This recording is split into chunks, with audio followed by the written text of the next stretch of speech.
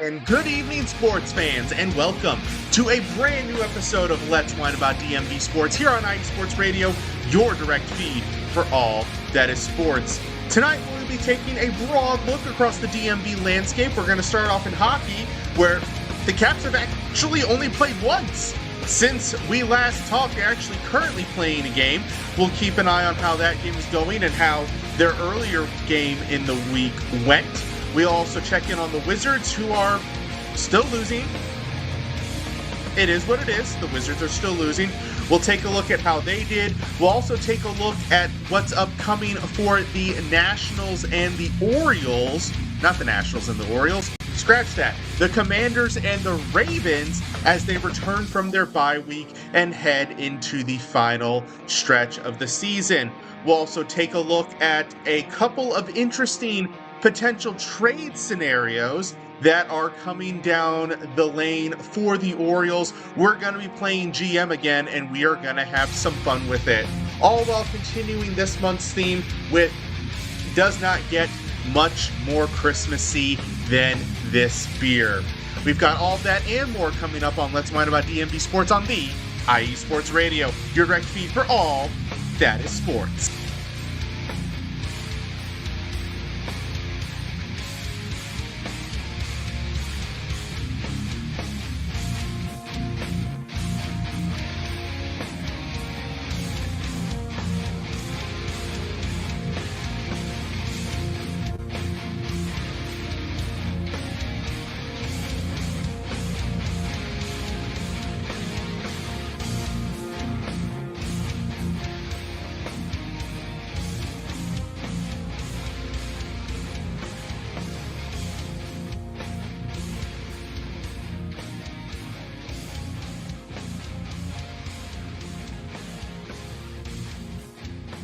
And once again, good evening, everybody, and thank you for tuning in to Let's Whine About DMV Sports here on IE Sports Radio, your direct feed for all that is sports, and who, for the past 10 and a half years, has been bringing you amazing sports content, ranging from interviewing legendary athletes to building tailor-made shows dedicated to all major sports cities around the country. If you have not done so already, please follow us on all social media platforms, X, Instagram, Facebook, TikTok, and YouTube at IE Sports Radio. Do not also, of course, forget to follow yours truly at Let's Whine _IESR. You can find me on X, Instagram, and TikTok with that handle. You can listen to us on a bunch of different platforms. You can listen to us on Apple Podcasts, Spreaker, Spotify, iHeartRadio, Google Podcast, and more. And whether you're listening live tonight or listening later on in the week, you have all of these options, and every listen is greatly appreciated. Be sure to also check out our website, iesportsradio.com. There you will find our merchandise at iesportsradio.com/shop. There we've got hats, we've got winter stuff.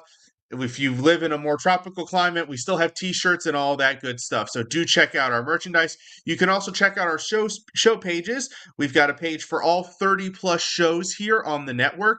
We definitely have a show for you. And these pages give you a little bit of background into the show and the voice behind the show. You can also check out our blog, which you find through the website, or you can find at iesportsradioblog.wordpress.com.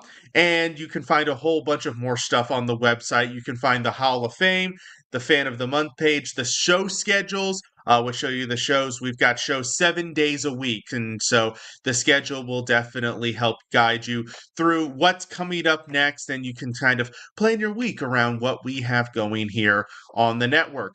And of course, we cannot do any of this without our sponsors. And without further ado, we're going to take a very short break to learn a little bit more about those sponsors.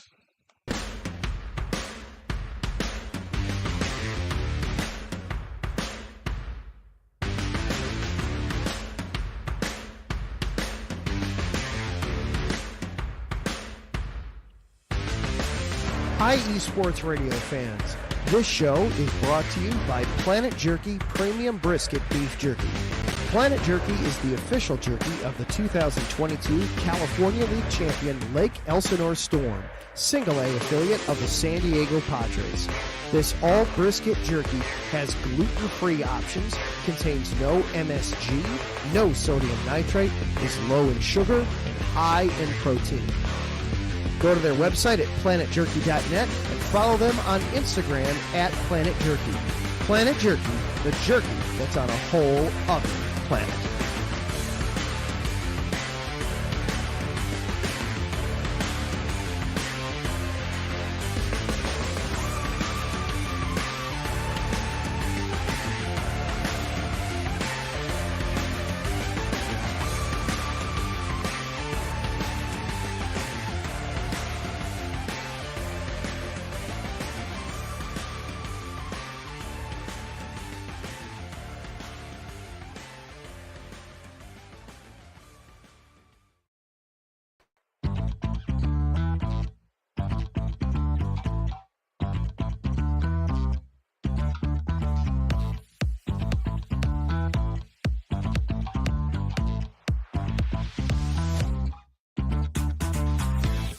Hey there, IE Sports Radio fans. Be sure to check out our sponsor, Seal the Deal Wax Seals by Cecilia B.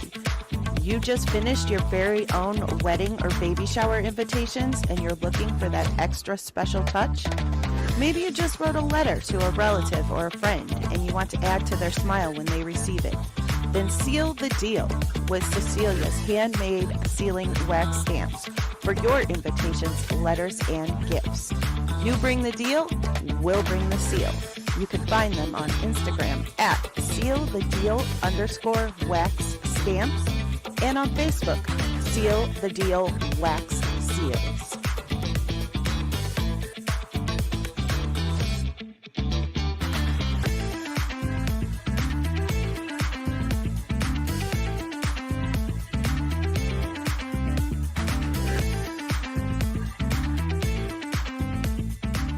And welcome back to Let's Whine About DMV Sports here on IE Sports Radio, your direct feed for all that is sports. Once again, shout out to our sponsors. We're going to start in reverse order since we already got the marker up there for them. Seal the Deal Wax Seals by Cecilia B. The perfect touch to your special event, birthday party, wedding, bachelorette party, baby shower, all of the above. Perfect for that nice event. So do check her out on Instagram at sealthedeal_wax seals and check her out through actually the IE Sports Radio website, iesportsradio.com/seal the deal.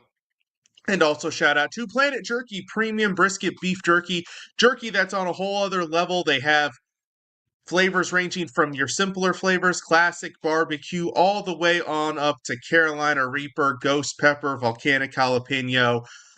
Really spicy stuff for those more adventurous people, but they have all different kinds of flavors. So do go to planetjerky.net to order yours today. Not that bad price. They're only like $10, which for jerky, that's pretty dang good. So check them out. Once again, that's planetjerky.net, or you can follow them on Instagram at planetjerky for whatever updates. But Planet Jerky that is on a whole nother planet. We have a ton of sports to get to tonight, but of course, we must start with our beverage of choice. Now, we are in holiday beverage month, celebrating the Christmas season, ringing in the new year with something festive, something fun. Everybody feels like they do something special, whether it's a wine or a beer or a harder beverage, Irish creams, things like that. So so definitely check out all of these different festive options that these breweries have. Tonight, we are doing a special one. This is by Victory Brewing out of Pennsylvania, and this is their Merry Monkey beer. Now, this is a Belgian-style ale made with cranberry, orange peel, cinnamon, and nutmeg. Once again, they are out of Pennsylvania. It looks like Downingtown, Pennsylvania. 10% alcohol by volume. Now, Victory Brewing, it's a nationally known craft brewery. They're not just limited to Pennsylvania. They're all over the place. And they are known for specializing in Belgian-style ales made with certain hops and certain processes. So this one, they have Pilsner malts and roasted malted barley, and then Cascade and Tatang hops. And there's even a little spiel about it. And to all a good night is what it says. This Belgian-style holiday ale combines the beloved flavors profile of Golden Monkey, which is one of their flagship beers, with notes of cranberry, orange peel, cinnamon, and nutmeg to deliver a delightfully smooth finish, perfect for merry gatherings with family and friends. Now, like I said, they specialize in Belgian-style ales. Now, Belgian-style ales, depending on which ones you're getting, tend to be pretty dang strong. Belgium's a cold country, guys. It's pretty far north. It's north and east of Germany, I believe, if I'm remembering my map right. Or, yeah, it's on the same level as Germany, and Germany is actually very far north. We don't even really think of it, but it's pretty well up there. Remember, for your Europe geographic kind of reference, Paris, France, I believe, if I'm remembering this correctly, Paris, France is at the same latitude as New York City. So so France is kind of in that New York, Pennsylvania, New England type, level of latitude, and Germany is north and west. So you're like in Saskatchewan now in Canada. So it gets pretty dang cold. So they need something a little bit hardier, a little bit warmer. But yes, this is a special release that they do for this time of year. It's got kind of a funky little picture on the front. That's what it looks like. But 10% alcohol by volume. This is not a beer that you are going to just put back over the course of the evening. I got to show the pour, by the way. Don't mess up on camera. And voila, there we go. Look at that color. That is a beautiful, beautiful kind of golden amber color. That is a beautiful looking beer. But yes, 10% alcohol by volume, not a beer that you're going to put a ton of back in an evening, not one to drink lightly. So only one, maybe two, especially if you're just staying home. But definitely not like a chugging beer, not something that you're going to put a 6-pack back. But we see the color. The color is beautiful. Let's give it a whiff. Smells lovely. It's got that nice, subtle, hoppy aroma. You're not really getting the festive flavors on the nose, but they'll come through in the flavor. Let's give it a taste.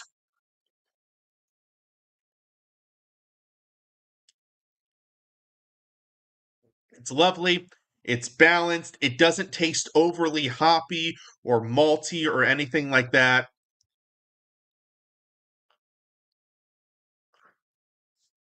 You don't really get a ton of those festive flavors they're describing. They're a lot more subtle in there, but in terms of just being a really good drinking beer, this is a really good drinking beer. And like I said, one to sip slowly as opposed to putting it back kind of carelessly. But it's very tasty, it's very good, and it'll definitely warm you up on a night like tonight. I do get a little bit of that orange peel coming through on the finish. And what were the other ones? Cranberry, cinnamon, nutmeg. Not really much of those, but maybe as it warms up as well, sometimes when beers are warmer, those aromas tend to come out a little bit more. So we'll let that sit for a few minutes, and we will see if those aromas come out a little bit more openly.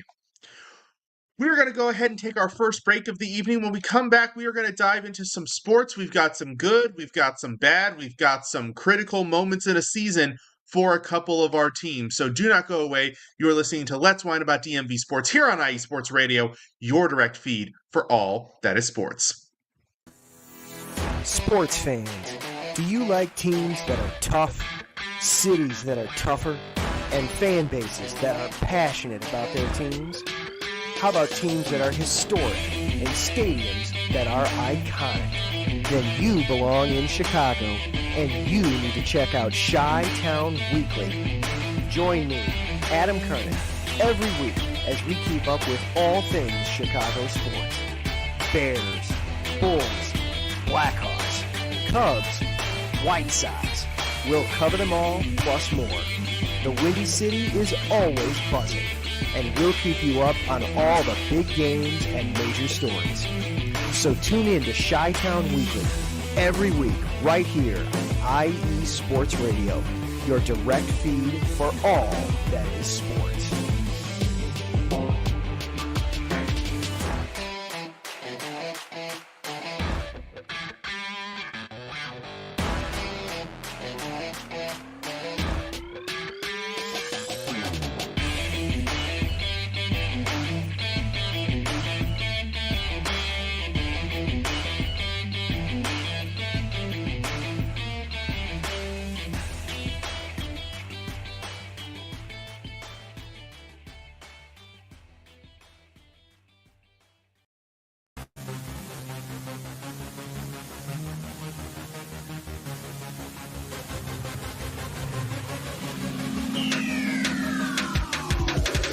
What's up, everybody? This is Darren Rodriguez. Are you a fan of volleyball? Are you a fan of Thunder Spikes? Then I have the show for you, Set Point, where I cover NCAA men's and women's volleyball, high school boys and girls volleyball, beach volleyball, and even professional volleyball. Catch the action every week here on IE Sports Radio, your direct feed for all that is sports.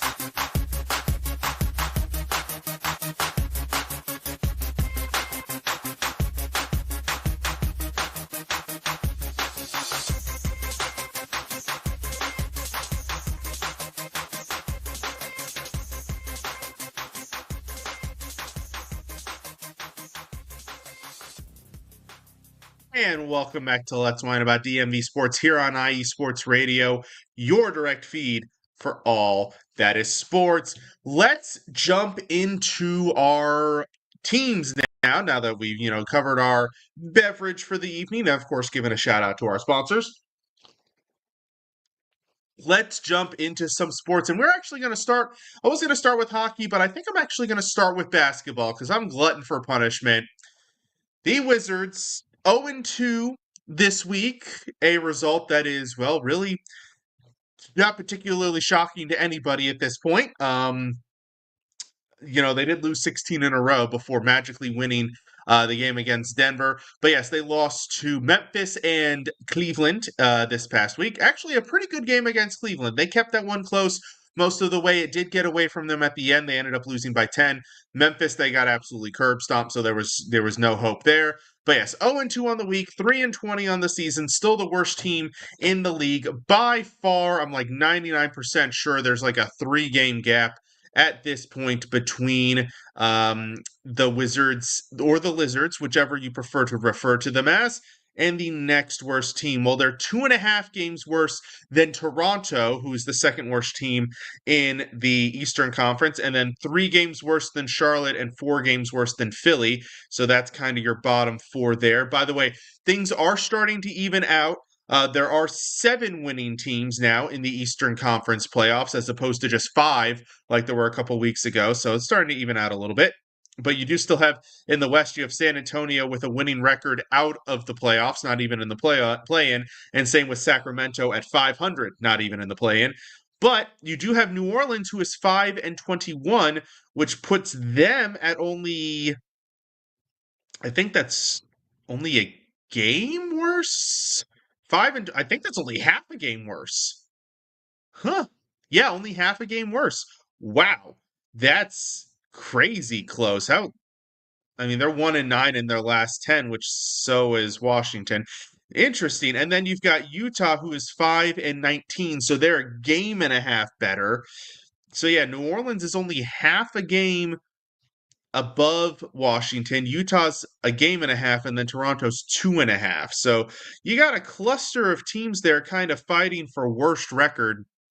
But the Nationals are still on top in that department, or on the bottom, however you would choose to demarcate that.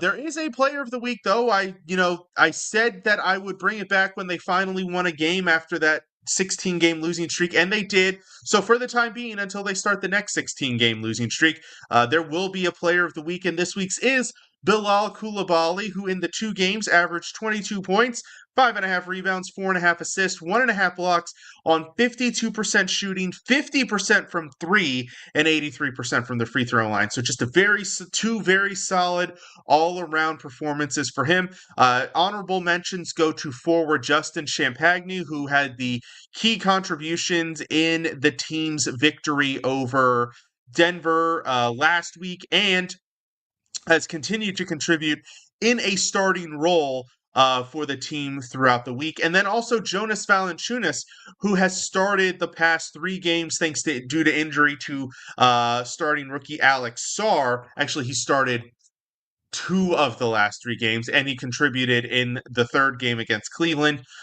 He has played very well also. The rest of the team, not so much, but one of the problems that has really been bugging this team now is injuries. Which, normally you'd be like, oh, we're 3-20 because of injuries. No, we're 3-20 because they really suck that bad. But there are injuries playing factors as well. In fact, for the last 4 or 5 games, pretty much 4 of their top 9, or at least what there would be their expected top 9 rotation, have been injured. Corey Kispert, actually it's 5 games running now, because Corey Kispert and Kaishan George have missed 5 games in a row. Kyle Kuzma, I think, is on his and this is including tomorrow night's game, because they've already been announced as out. So they missed 4 games. So it's 4 games running. Kuzma's missed 6. And then Malcolm Brogdon has been in and out. Same with Sarr. So really, I mean, this team has been whittled down to their bare bones. They're starting to get some good playing time for Marvin Bagley Jr., which is actually a good thing, because Bagley was kind of ID'd by a few people, myself included, as a premium trade candidate. And by premium, I don't mean, oh, this guy's going to get you a first-round pick. I mean premium as in very likely to be traded mid-season because he's on an expiring contract. Help for salary dump purposes and to take on bad contracts for a slightly better draft pick, which teams do on occasion.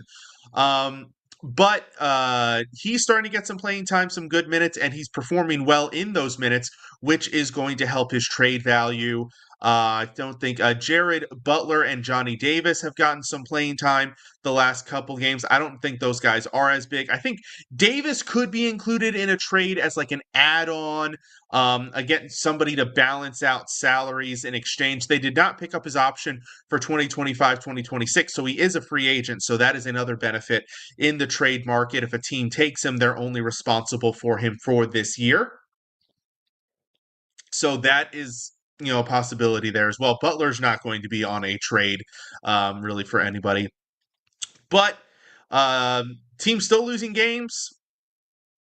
And honestly, a lot of the fan base has just switched over to college basketball to start following Cooper Flagg, Dylan Harper, Ace Bailey, and the BYU guy whose name I always escape. He's got kind of the funky name. But yes, I do believe that we have all switched over to that and are looking at who we might be targeting with our likely top 5 pick in the draft comes next April. We're going to take a quick look to see if the Caps game has finished so I can loop it into my discussion here. It is not, but it's getting close. So we're going to come back to the Caps here in just a few minutes.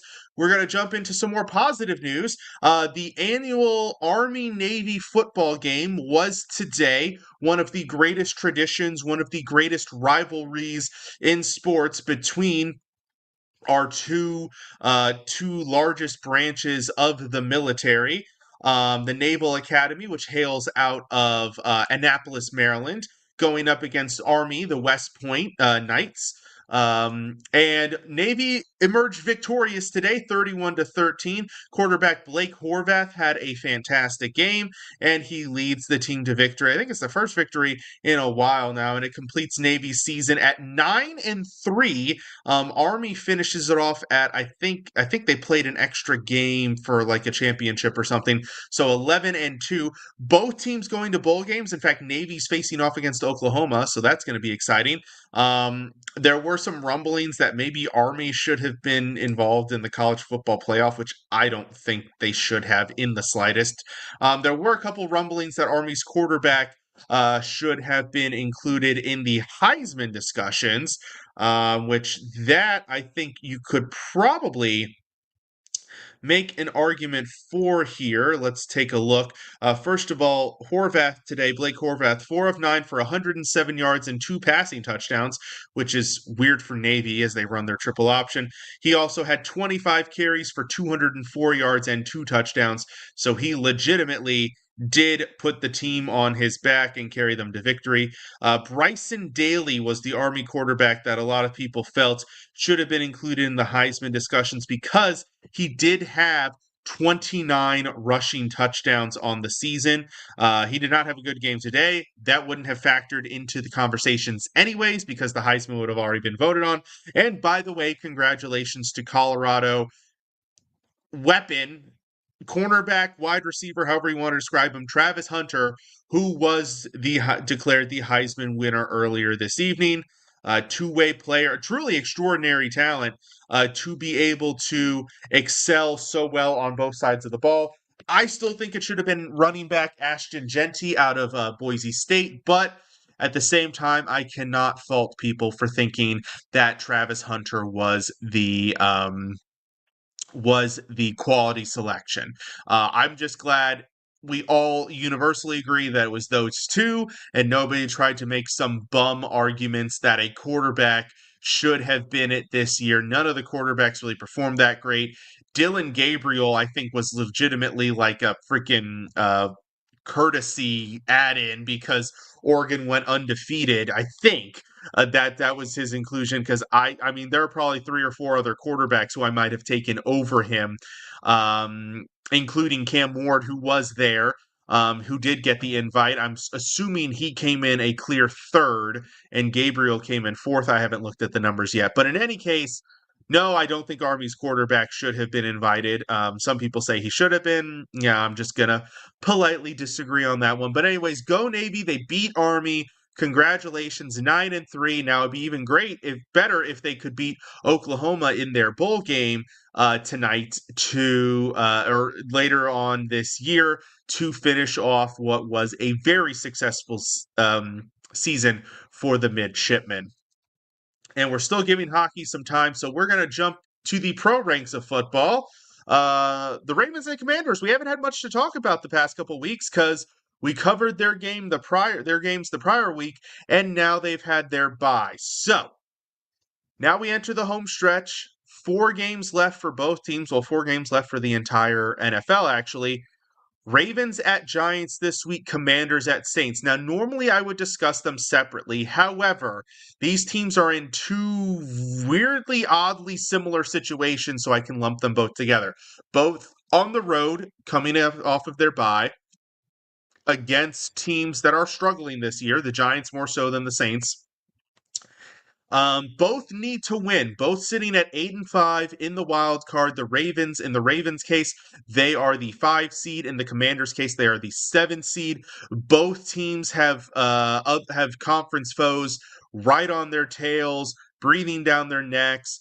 Need wins. For Baltimore, injuries are looking much better now. A lot of guys have a clean bill of health or cleaner bill of health.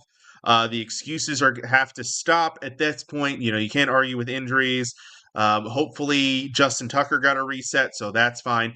Defense is looking better. It looked great weeks 11 through 14. They need to keep that going and come out with a nice statement win that will help get the momentum the rest of the way.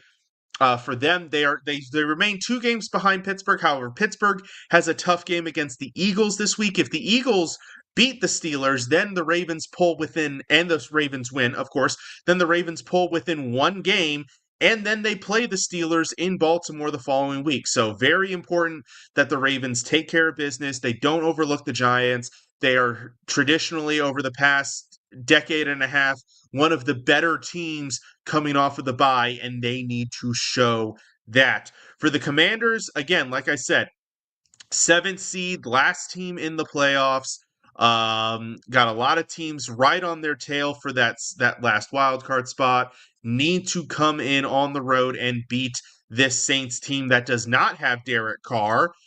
So they need to take advantage of the situation, get the win, get to 9-5. Rougher ending schedule. I think they still have the Eagles and the Cowboys, as well as the Falcons. So yeah, this is the easiest team they have left to face. They need to come in there and they need to take care of business, and they need to overcome the Cliff Kingsbury curse. Historically, teams with Cliff Kingsbury at offensive coordinator have faltered in the second half of the season. That cannot happen here. They need to overcome that, and they need to, like the Ravens, get out there and take care of business tomorrow. Both 1 o'clock games, so by 4:30, I'll either be in a good mood, a bad mood, a neutral mood, or whatnot. So I've killed about as much time as I could on those two topics. The Caps game still is not finished. There's 1:58 left in the third. So we're just going to start talking about the Caps and hope that that gives them the time to finish their game. So I'm including, there was the game against the Canadiens that was going on while we were live last week. I didn't mark it in my notes, so I'm marking it in this one. So that's the 2-0. Since that day, since last Saturday, they've only completed one game. Very weird scheduling for the month of December for the Caps. They played the Columbus Blue Jackets earlier this week, and they did win that one 2-1 in overtime, and plus the win against the Canadiens, which we discussed last week. So that gets them to 2-0 on the week and 27-2 on the season. Like I said, they have not completed tonight's game, so I could not get stats in for this. So the player of the week kind of de facto will be Alieksky Protas, who had 2 goals and 2 assists in those 2 games, including the game winner against Columbus. He actually scored the only 2 goals the Caps scored against Columbus in that victory, so he had the game winner in overtime. He also assisted in the Canadiens game against the game-tying and go-ahead goals. So fantastic week for Protas. Shout out to Jacob Kykren, who I know has an assist tonight and has 4 assists in the last 3 games. Tom Wilson has 2 goals in the game so far. So, again, as has been the theme with this team this year, a lot of different guys contributing. And, of course, what's most significant and most incredible with the win in Columbus earlier this week, that is their 10th straight road win this year, which is phenomenal. Really tough to win multiple games in a row on the road, let alone 10. So a fantastic achievement by this team, really showing their grit and determination to go into hostile, opposing stadiums and come away victorious, let alone 10 times in a row. And it's ironic because the Wizards have lost 10 consecutive road games. So perfectly balanced in the nation's capital. And honestly, guys, come on. I can't keep talking. I need to get this win here. Let's see. Let's see what we got. Oh, and it looks like, so it was 3-2, and now we have an empty netter goal by Jacob Kykren to make it 4-2. Like I said, Tom Wilson had netted 2 power play goals. It was actually tied at 2 at the end of the second period. Then Dylan Strom put one away, scored his 10th of the season midway through the third to make it 3-2. And now, like I said, Kykren, who already had, like I said, had 4 assists in the last 3 games, now adds a goal to his stat sheet tonight. Also, Logan Thompson in net, 18 saves on 20 shots. Also, shout out to Charlie Lindgren, who started the game against Columbus, only giving up 1 goal. I think it was 33 shots, so 32 saves on 33 shots. Fantastic performance by him. John Carlson with 3 assists tonight as well, so he's having an excellent evening. There's 35 seconds left in the game. I can only hope that the Sabres do not put away 2 goals here. We're just going to keep talking our way through this one until the Caps manage to finish this one off. Let's see here. Just going to keep loading, looking for updates. Let's see. If the Caps win this game, in terms of standings, we're looking at they reclaim first place in the Metropolitan Division, and the only reason they've lost first place in the Metropolitan Division is because the New Jersey Devils have played 5 more games than they have. And literally the difference is both teams, so New Jersey's played 33 games, they're 20-10-3. And are they playing right? No, they played earlier today, so there you go. Washington has played 28 games and they're 26-2. So the only difference is an overtime loss. But they would regain first place in the Metropolitan, first place overall in the Eastern Conference, and they would retain their tie with the Minnesota Wild, who will have played 1 more game at 44 points. Winnipeg is right behind at 43. They've played 31 games. Are they playing right now? Let's take a quick look. No, they are not. And the game is final. So we can go back here and we can edit this one. Now we have the Caps at 3-0 on the week and 21-7 for the season. So great work, Caps. Another fantastic win. Let's keep it going. 30 games in. They've got 44 points. Yeah, let's we got 52 games left. Let's keep the ball rolling. Let's keep it going. We're going to take our second and final break of the evening. When we come back, we are going to jump into a really fun topic. So do not go away. You're listening to Let's Whine About DMV Sports here on IE Sports Radio, your direct feed for all that is sports.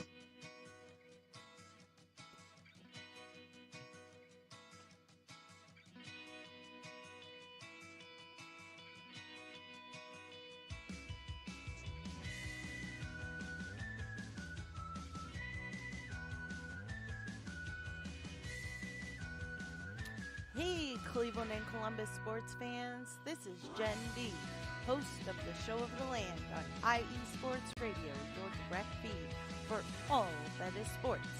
If you love Cleveland and Columbus sports like I do, be sure to tune in live to the Show of the Land on Tuesdays, where we will cover the Cleveland Browns, Cavs, Guardians, and Monsters. We will also talk about the Columbus Blue Jackets, Crew, Fury, and of course, the Ohio State Buckeyes.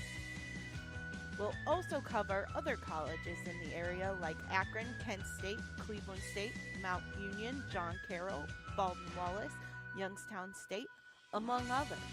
So like I said, if you love Cleveland and Columbus sports like I do, be sure to tune in Tuesdays to the Show of the Land with Jen B on IE Sports Radio, your direct feed for all that is sports.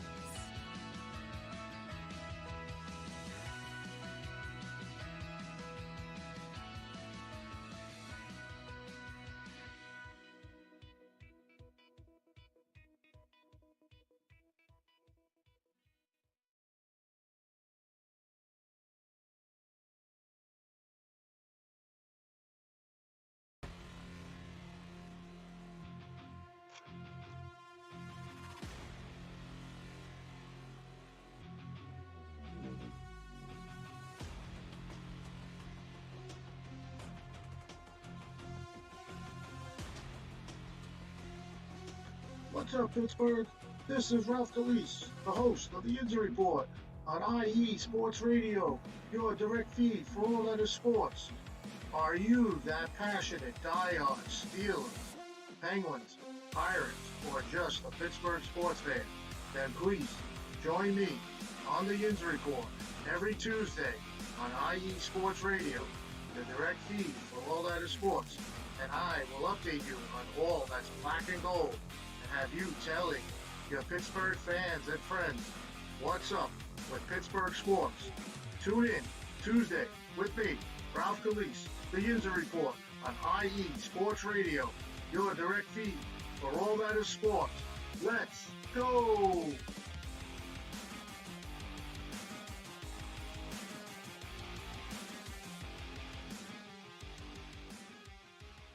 And welcome back to Let's Whine About DMV Sports here on IE Sports Radio, your direct feed for all that is sports. We got Ralph Calise, who we just heard his drop on the Yinzer Report.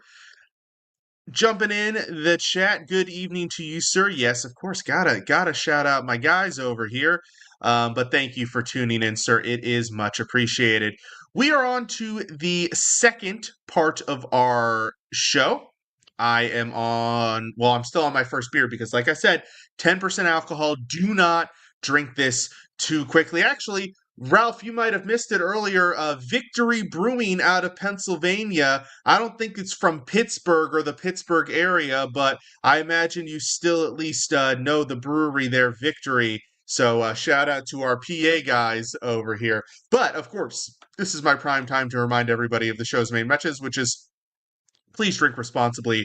Do not drink and drive. One of my favorite social media posts regarding this topic is that you can afford an Uber or a taxi before you can afford a DUI. So please drink responsibly. Do not drink and drive. It is simply not worth it. I will not be going anywhere after this, and if you have been drinking, neither should you. So if you're at home, please stay put. Or if you're out and about enjoying Saturday night, maybe doing some Christmas shopping, it's probably a little bit late for that, but maybe recovering from Christmas shopping, watching sporting events, maybe you're just watching some college basketball at the bar, whatever it may be, whatever the reason, please find a safe method home.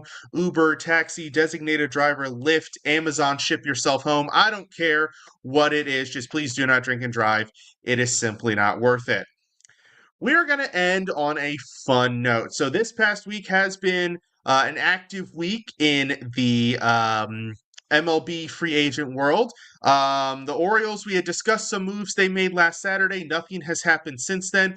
Meanwhile, the rest of the division has made lots of moves. The Yankees went out and signed Max Fried and traded for all-star reliever Devin Williams. So their pitching staff definitely got stronger.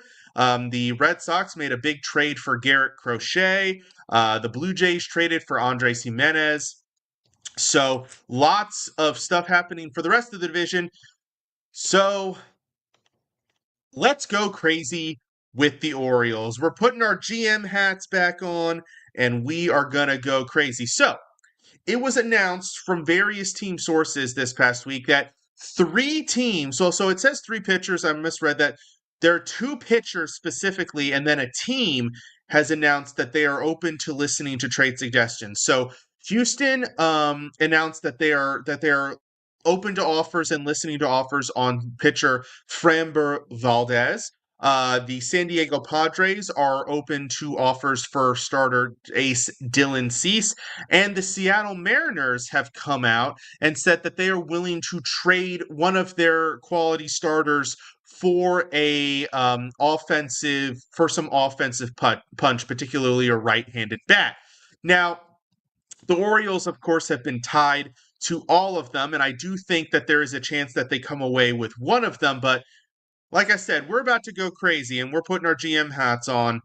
We're going to figure out a way how we can go after all 3 of them. That's right. Try to get Cease, Valdez, and one of Seattle's starters, most likely Luis Castillo. He's the veteran, paid the most. He's the one who would most likely be up on the offer block for Seattle to make the move. Now, there are a couple of assumptions and a couple of rules kind of to guide us as we begin this endeavor. Rules being that they're not re-signed. Well, there's an assumption that they are not going to re-sign Anthony Santander and Corbin Burns. Now, why is this important?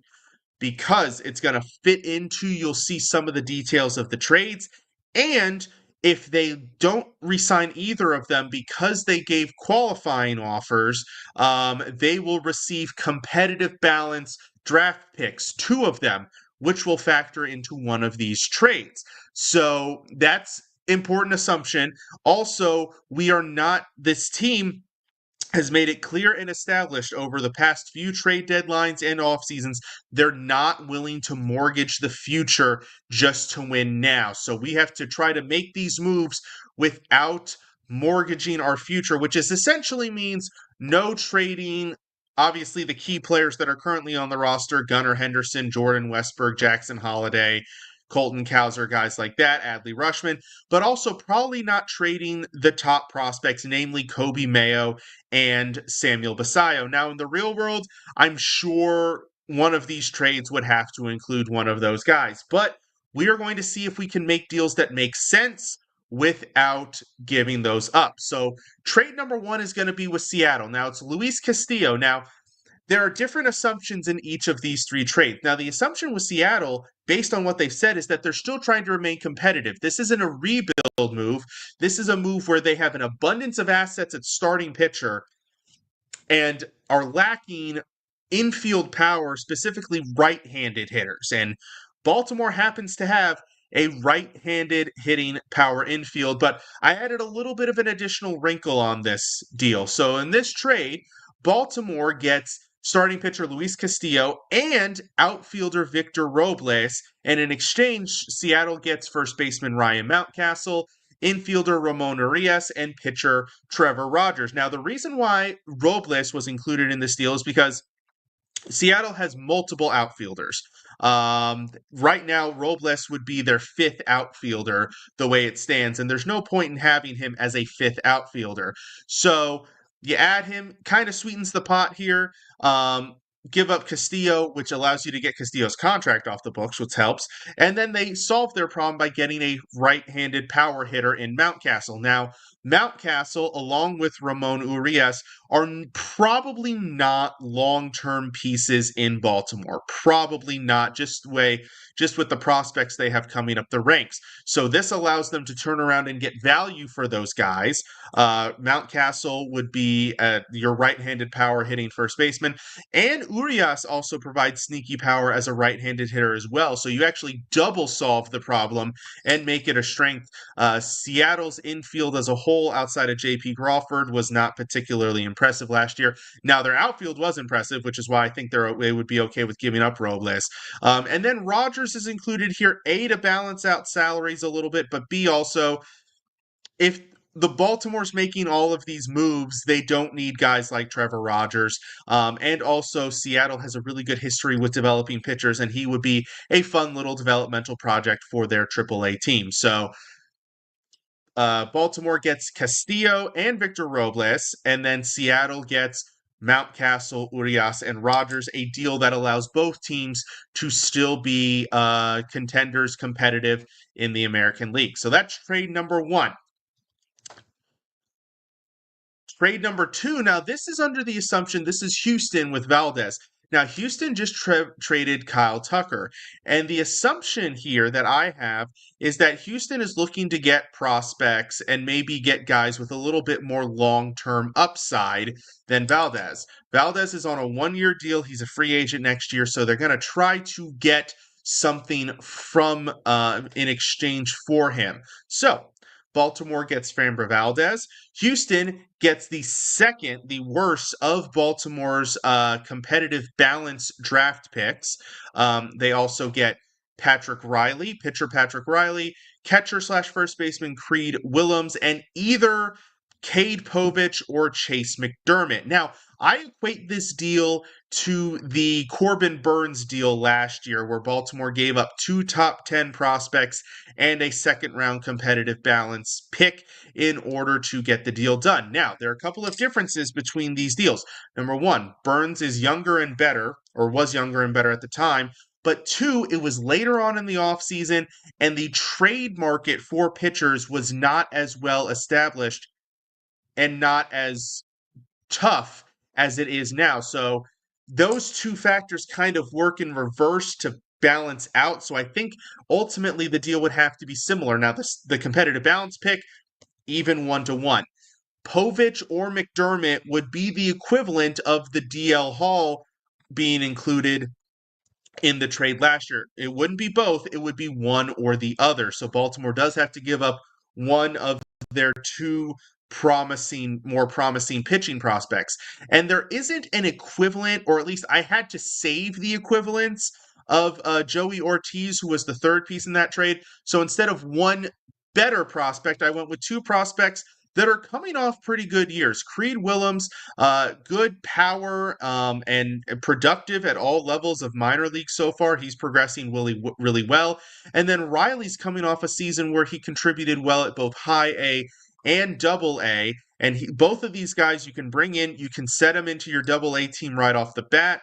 And if they progress, both could be at triple A by the end of the season with the chance to add competition in 2026. So I think this deal accomplishes a lot for Houston. I think they get the second round balance pick, which is a guy to help a few years down the road.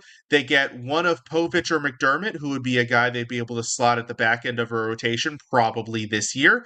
And then they get two guys that are probably 1 to 2 years down the road. So you get a nice, well-balanced deal in that. And Baltimore does not give up anybody who is going to be a contributor in this scenario anyways. So good deal for both sides. So Houston, we assume a little bit of a rebuild. Seattle, we assume competitive now. Now we get to San Diego. Now I'm assuming San Diego is going to want a little bit of both for Dylan Cease, and I actually have a deal that gives them a little bit of both. So Baltimore gets Dylan Cease and relief pitcher Wandy Peralta, because Baltimore does have a bullpen slot open. And San Diego gets, and this hurts me a lot, outfielder Cedric Mullins, pitcher Dean Kramer, and then 3 of Baltimore's top 10 prospects, outfielder Dylan Beavers, shortstop Griff O'Farrell, and outfielder Judd Fabian. Now you might ask why those are all position players. Well, if you look at San Diego's top prospects, it's very pitcher heavy. In fact, they only have 5 position players who are rated as 45 grade or better prospects at the moment. So this gives them 3 more 45 grade or better prospects, outfielders and infielders. They need both. It also gives them 2 guys, Mullins, who would be the third outfielder. Right now, they only have 2 really good outfielders in Fernando Tatis and Jackson Merrill. Adding Mullins gives them that third outfielder. They'd have to work on who's going to play where, but I think that's a good problem to have. And then Kramer gives them a guy. They would have their top 3 starters. Without Cease, they'd still have their top 3 starters. The 4 and 5 spots would be a little bit of a debate. So adding Kramer gives them an option to slot somebody into that 4 or 5 pitching hole. A decent guy with a track record of being a good pitcher in baseball, a good 4 or 5. So, Baltimore completes all these trades. They now have a starting rotation that consists of Dylan Cease as your ace, Grayson Rodriguez, fantastic upside guy, as your second, Zach Eflin as your third, Framber Valdez as your fourth, and Luis Castillo as your fifth. That is a Major League World Series starting rotation. That is a rotation that will get you to a World Series. Not to mention, they might have Kyle Bradish coming back later on in the season, probably hold him off until rosters expand. Plus, you add Wandy Peralta to the bullpen, so now you fill in your last bullpen spot with a guy who can probably be a low-leverage guy, but it does give you another proven bullpen arm. And then if you recall, you get Victor Robles, who acts as the fourth outfielder, and a right-handed bat to complement of still currently lefty-dominant outfield, but now you have Tyler O'Neill, Colton Cowser, Heston Kjerstad, and Victor Robles. So you've got 2 lefties and 2 righties in your outfield. They do lose Mountcastle, but they'll be able to use a combination of Ryan O'Hearn and Kobe Mayo to fill in that role. They lose Ramon Arias, but they have Emmanuel Rivera, who can back up third, and Kobe Mayo, who could be an emergency third baseman, so they solved that problem there. They would still have a pretty strong lineup, good bench pieces, and a group of guys who could rotate right-handed and left-handed bats depending on the pitching matchup, which we know manager Brandon Hyde really loves. So Baltimore gets a massive upgrade on the rotation. They do eat the farm system, but they only give up they don't give up any of their top 4 prospects and only potentially one of their top 5. 6 through 10 doesn't look so good, but that's the price you have to pay sometimes to build a World Series worthy rotation. That will do it for tonight's show. Thank you all for tuning in. Once again, reminder to please follow us on X, Instagram, Facebook, TikTok, and YouTube at IE Sports Radio. Follow yours truly at Let'sWine_ISR on X, Instagram, and TikTok. Listen to us on all of these different platforms. We've got IESportsRadio.com. Do check that out with the merchandise page, the blog. You can also buy your Seal the Deal wax stamps from the website. And, of course, shout out to our other sponsor, Planet Jerky Premium Brisket Jerky. Once again, thank you all for tuning in. This has been Mike Patt for Let's Whine About DMV Sports on the IE Sports Radio, your direct feed for all that is sports. Have a great week. We'll see you next time.